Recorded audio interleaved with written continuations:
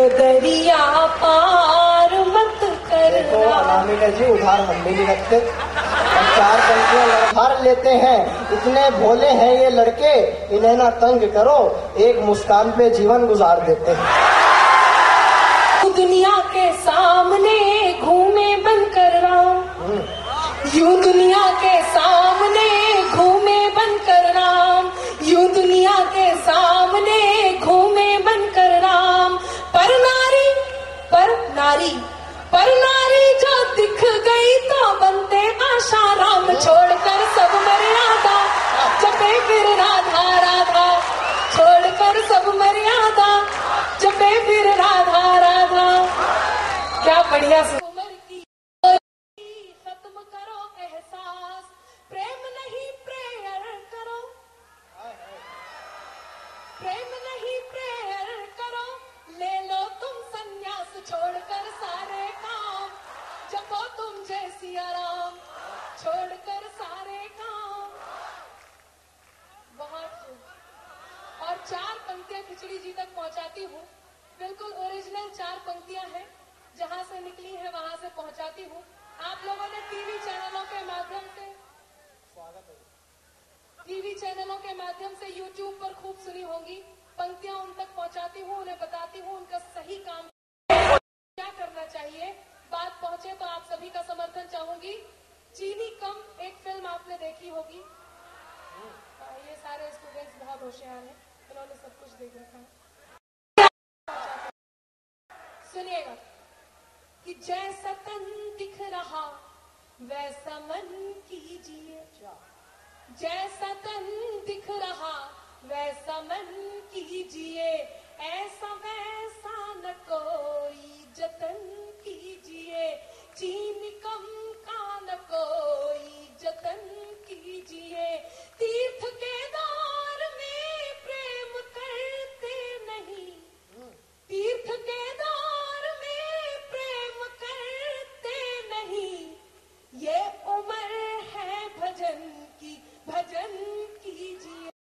ये उम्र है भजन की, भजन कीजिए, ये उम्र है भजन की, भजन से कहने लगे कि भाई हमारे यहाँ जो हाथी हैं वो साइकिल चलाते हैं। मैंने जी बहुत अच्छी बात है। फिर जापान वाले आ गए, वो कहने लगे हमारे यहाँ मछलियाँ जो है वो डांस करती हैं, गाना गाती हैं। मैंने जी देखो आप सबके यहाँ बहुत अच्छी अच्छी बातें होती हैं, लेकिन हमारे हिंदुस्तान में जो होता है वो पूरी दुनिया में कहीं नहीं हो सकता। बोले तुम्हारे हिंदुस्तान में ऐसा क्या होता है? मैंने जी हमारे यहाँ गधे सरकार चलाते हैं।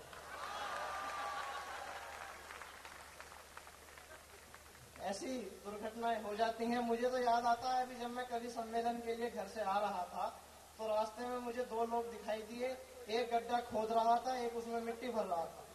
अब मुझे ये बात समझ में नहीं आई। मैंने कहा यार एक गड्ढे में से मिट्टी निकाल रहा है, एक उसमें मिट्टी भर रहा है, इसका फायदा क्या हो रहा है? तो मैंने उनसे जाके पूछा, मैंने कहा जी यार एक बताओ आप कर क्या रहे हो? तो उन्होंने मेरे से कहा कि देखो हम 3 लोग काम पे लगाए गए थे, एक को गड्ढे में से मिट्टी निकालनी थी, दूसरे को उसमें पेड़ लगाना था और तीसरे को उसमें मिट्टी भरनी थी। दूसरा काम पे आया ही नहीं है, हम लोग अपना काम कर रहे हैं। मैं एक ऐसे ओज के तेवर के, एक ऐसे ओजस्वी कवि को आपके बीच में आमंत्रित करना चाहता हूँ जिसकी कविताओं में आपको साहित्य की, ग्रामर की बारीकियां भी दिखेंगी और एक ओजस्वी वाणी, हिंदुस्तान की मिट्टी की खुशबू आपको आती नजर आएगी। 4 पंक्तियां गजेंद्र सोलंकी जी की उपस्थिति को देता हूं, उनको 4 पंक्तियों में आमंत्रण करता हूं और आप तालियों के हस्ताक्षर करना मेरी इन पंक्तियों पर। आमंत्रण देना गजेंद्र सोलंकी जी को कि ये चांद लिखते हैं, इनके मिजाज की पंक्तियां पढ़ता हूं, ये किस मिजाज के कवि हैं कि ये चांद लिखते हैं तो आफताब छपता है, ये चांद लिखते हैं, कहीं सुरेश अलवेला जी ने लिखा कि ये चांद लिखते हैं तो आफताब छपता है, इनकी आंखों के पानी में सैलाब छपता है और इनके जज्बातों से इस कदर वाकिफ है इनकी कलम, ये इश्क भी लिखे तो इनकलाब छपता है। जोरदार तालियों से स्वागत कीजिए गजेंद्र सोलंकी। मैं समझ गया, जोरदार तालियां आपने बजाई मेरे लिए। ठीक है। आदरणीय हमारे जेएम गर्गा साहब, आदरणीय चेयरमैन साहब और सभी अतिरिक्त हुए हमारे विशिष्ट जन, और यहाँ पर उपस्थित सभी युवा साथियों, सभी का अभिनंदन करता हूँ, वंदन करता हूँ। बहुत बढ़िया कवि सम्मेलन चल रहा है। अनामिका अंबर जी ने बहुत बढ़िया काव्य पाठ किया। निकल लो भैया, मेरे आते जो जो जा रहे हैं मैं उनका आभार व्यक्त करता हूँ। उससे बहुत सारी चीजें निकल के आती हैं। लेकिन मैं एक बात पूछना चाहता हूँ। हमारे यहाँ महिलाओं का, लड़कियों का सम्मान होना चाहिए, होता भी है। यत्र नार्यस्तु पूज्यन्ते रमन्ते तत्र देवता। लेकिन अनामिका जी, मुझे एक बात बताओ, इन लड़कियों को तब क्या हो जाता है जब ये सास बन जाती है? वो परीक्षा में प्रश्न आ गया कि भगवान राम जी को तो 14 साल का वनवास हुआ था, उनको तो जाना था, लेकिन सीता जी साथ में क्यों गई? तो एक लड़की ने उत्तर लिखा कि सीता जी के वनवास जाने में बहुत बड़ी सीख है, अगर घर में 3-3 सास हो तो फिर जंगल ही ठीक है।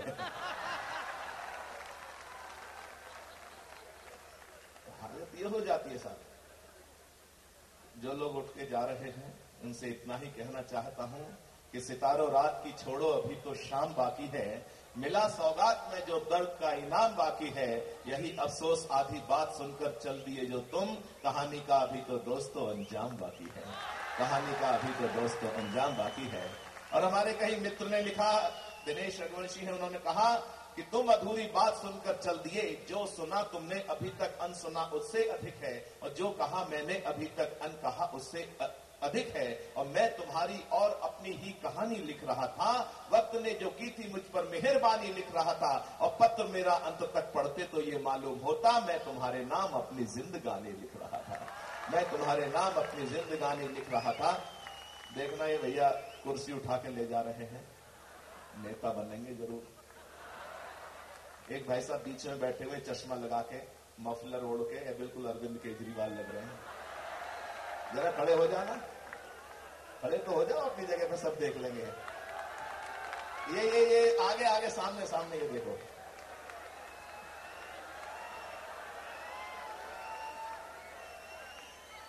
वो क्या हुआ, एक दोस्त कहने लगा कि मैं चाहता हूं ये सरकार 3-4 महीने और चले, अब तो गिर गई, मैं चाहता हूं 3-4 महीने और चले। मैंने कहा क्यों? बोले मैं देखना चाहता हूं ये मई जून में भी मफलर उतारता है या नहीं उतारता। हालत ये करते हैं। मुझे एक घटना याद आती है, आनंद लीजिएगा। एक जंगल में चुनाव हुआ, चुनाव में एक बंदर को राजा बना दिया गया।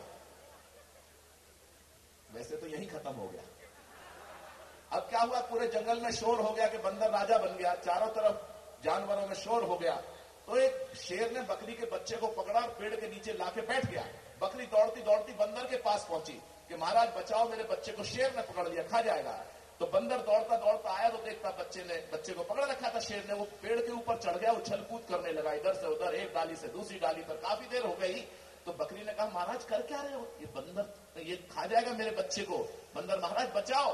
तो बंदर ने जो जवाब दिया उस पर आनंद लीजिएगा। बंदर ने कहा, देख बकरी मैया, तेरा बच्चा बचे या नहीं बचे, मेरी उछल कूद में कमी हो तो बता। तो पिछले 1.5-2 महीने काफी उछल कूद दिल्ली में देखी आपने। बात समझ आ गई तो बुद्धिजीवी होने का प्रमाण देना चाहिए। बुद्धिजीवी 2 प्रकार के होते हैं, एक तो आप जैसे होते हैं, एक वो होते हैं जो फोटो स्टेट की दुकान पे जाते हैं, फोटो स्टेट कराते हैं, फिर ओरिजिनल से स्पेलिंग चेक करते हैं, कुछ गलत तो नहीं हो गया। तो मैं ऐसा मानता हूं दूसरी प्रकार वाले नहीं होंगे आप। हमारे खिचड़ी जी बहुत बढ़िया कवि हैं, आपने उनको सुना, उनके बारे में बहुत सारे संबोधन दिए गए।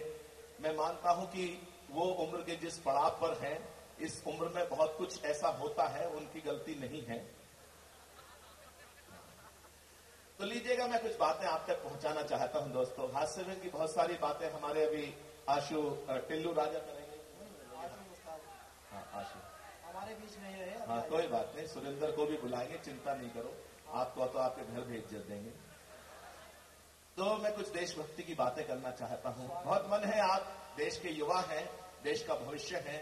आइए भाई साहब, स्वागत है आपका। नहीं कोई नहीं, देर से आने जाने की भारतीय परंपरा है। वो हमारा दोस्त कहता है कि जब तक घर नहीं जाता हूं मेरी पत्नी खाना नहीं खाती है। मैंने कहा भाई बहुत सौभाग्यशाली ऐसी पत्नियां मिलती कहां है? बोले ये बात नहीं, घर जाता हूं बनाता हूं तो खाती है। तो मैं पता नहीं क्या कारण से देरी से आ रहे हैं लोग, कोई नहीं। तो कुछ देशभक्ति की बातों से जोड़ना चाहता हूं। और पाकिस्तान वगैरह की बात कर रहे थे दीपक भैया, बैठ जाओ आप भी। शाह जी। शाह जी, दीपक शाह जी। महंगाई का इनके ऊपर काफी असर है, कोई बात नहीं। हमारा प्रशांत देखो 18 साल की उम्र में कितना बढ़िया संचालन कर रहा है, इतने इतने प्यार मोहब्बत की, इधर उधर की बातें भी की, देशभक्ति भी की। कभी कभी इसको देख के मुझे शायर की पंक्तियां याद आ जाती हैं साहब। किसी शायर ने लिखा है कि हुए कमजोर ये इतने सनम की बेवफाई से कि चींटी खींच ले जाती है इनको चारपाई से। कभी कभी होता है साहब। एक बार ताली बजाइएगा, मैं बात शुरू करना।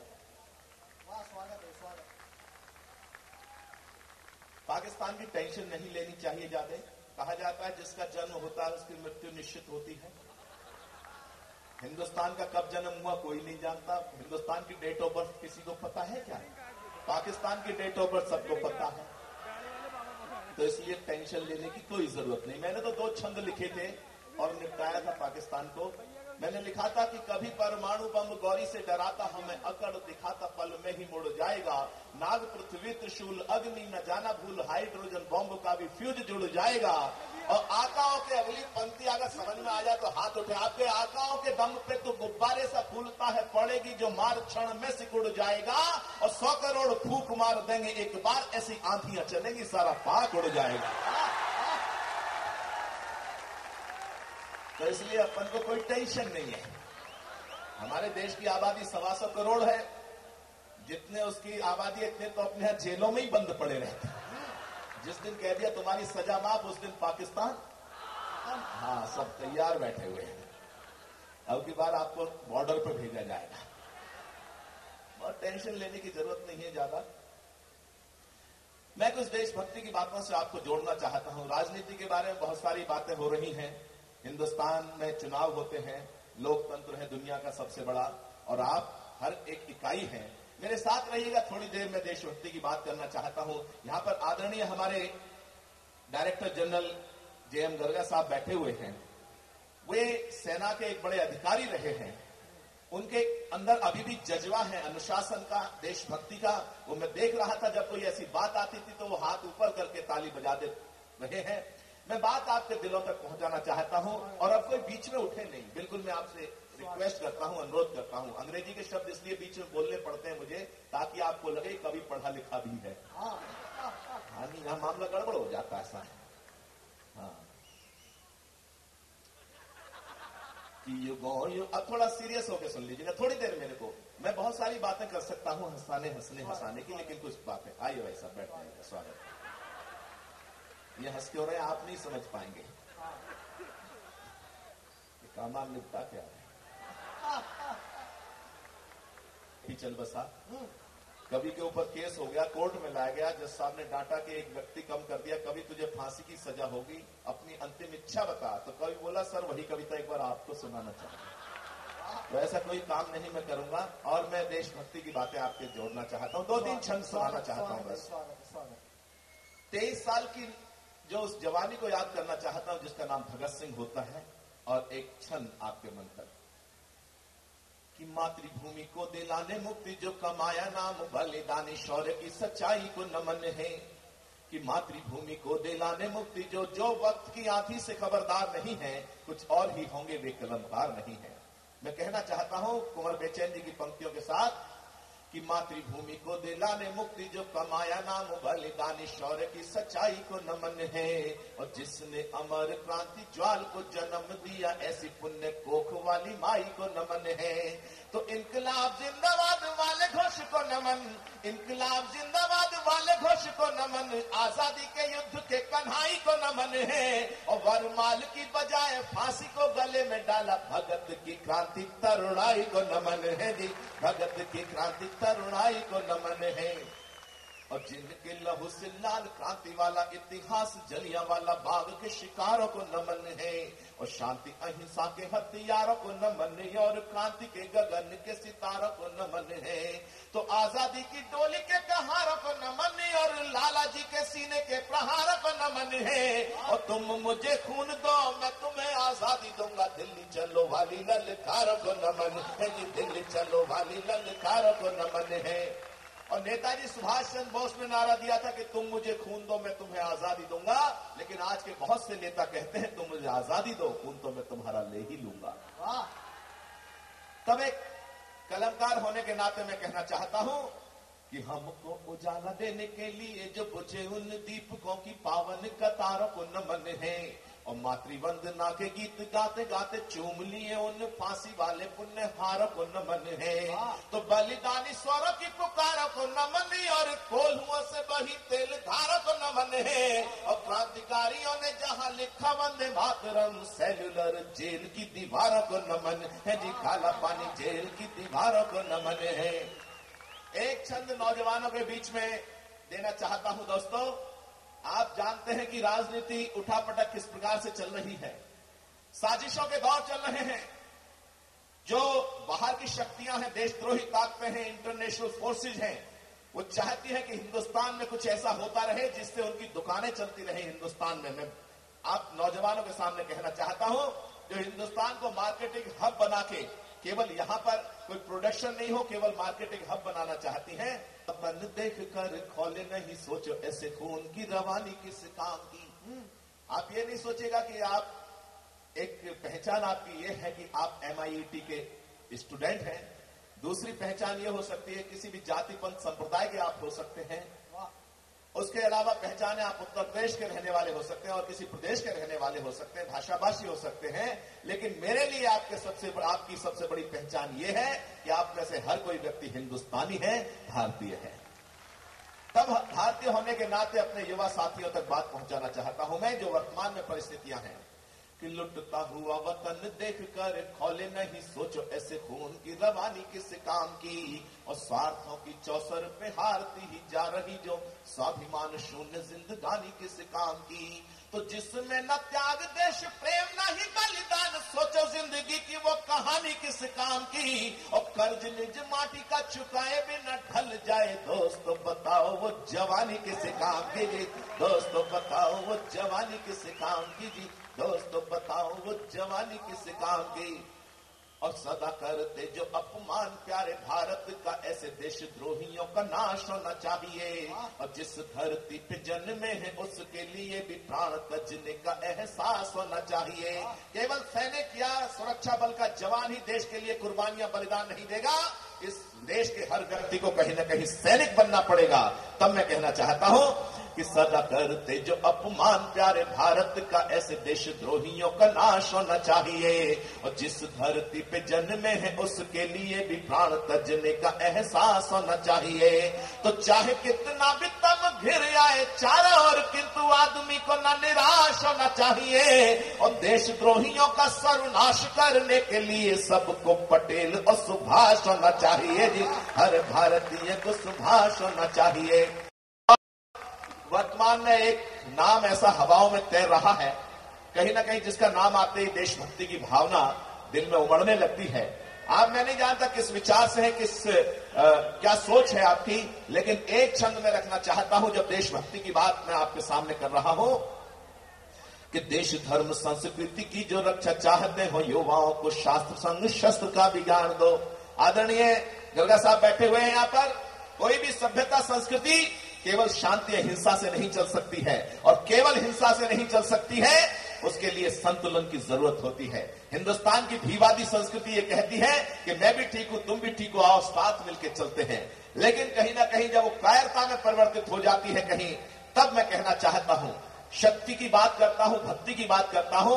नौजवानों को केवल शिक्षा दी जाती है तो उसके साथ साथ कहीं शस्त्र की शिक्षा भी देनी चाहिए, शास्त्र की शिक्षा के साथ। तब कहता हूं कि देश धर्म संस्कृति की जो रक्षा चाहते हो, एक एक हाथ उठते देखना चाहता हूं मैं कि देश एडवांस में नहीं बात सुन, ICICI वाला मामला नहीं है, कि देश धर्म संस्कृति की जो रक्षा चाहते हो, युवाओं को शास्त्र संग शस्त्र का भी ज्ञान दो। और जय जवान जय किसान और जय विज्ञान संग गीत वंदे मातरम वाला दिव्य गान दो। तो शेखर भगत सुखदेव और राजगुरु नेताजी सुभाष ऐसा क्रांति यहाँ मान दो। और चाहते जो चीनी पाकिस्तानियों का समाधान, एक बार मोदी जी को देश की कमान दो जी।